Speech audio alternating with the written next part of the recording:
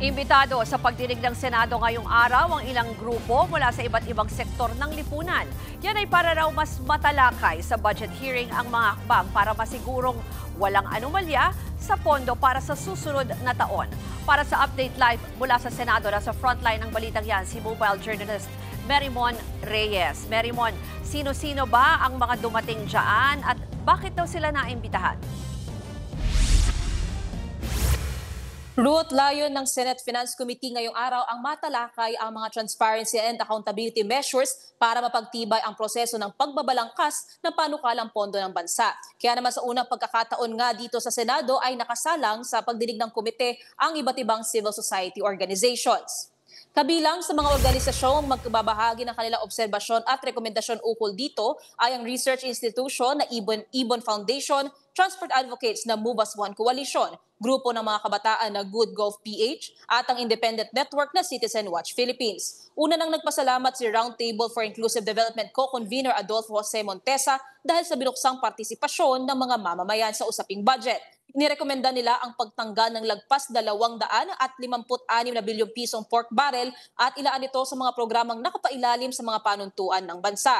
Dapat din daw tanggalin ang higit 200 bilyong pisong unprogrammed appropriations. Kasabay nito, mas mabuti rin daw kung ang mga programa o proyektong infrastruktura ay siguruhing nakabatay sa mga master plan na transparent, science-based, nature-based at nakasentro sa pangangailangan ng tao. Kailangan maisulong na rin daw ang pagsasatayo ng Open Budget Transparency Server tulad ng ginagamit tuwing may eleksyon. Ito ay para matutukan ng kahit na sino ang paggalaw at pag-ikot sa panukalang pondo, pati na rin ang mga kopya ng mga dokumentasyon nito na maaaring mabasa online.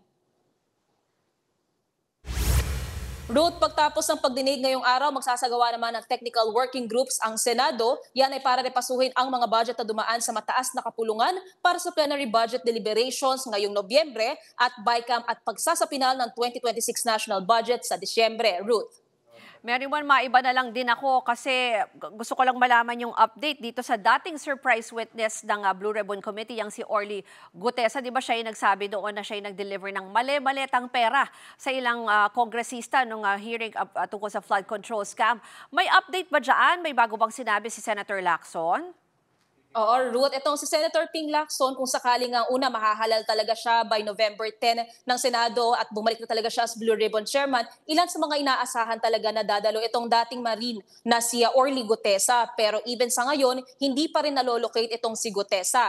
At nag-reach out din daw ang RTC Manila para nga ma-locate ito pero wala na rin daw sa address itong si Gutesa. Kaya naman ang gagawin ng so far is idadaan nila dito kay dating Congressman Mike Defensor o kaya naman kay Senator Rodante Marcoleta yung imbitasyon kay Gutesa since sila naman daw yung nagdala dito at nagtestimonya. So alam daw nito kung paano iimbitahan o makukontak itong si Gutesa. Pero so far, kung hindi raw mahaharap itong si Gutesa sa pagdinig by November 14, kung babalik na talaga si Senator Ping as Blue Ribbon Chair, they will take it na lang daw at face value yung testimony na ibinigay ni Gutesa kung saan nag-take naman siya ng kanyang oath sa pagdinig ng Blue Ribbon. Ruth.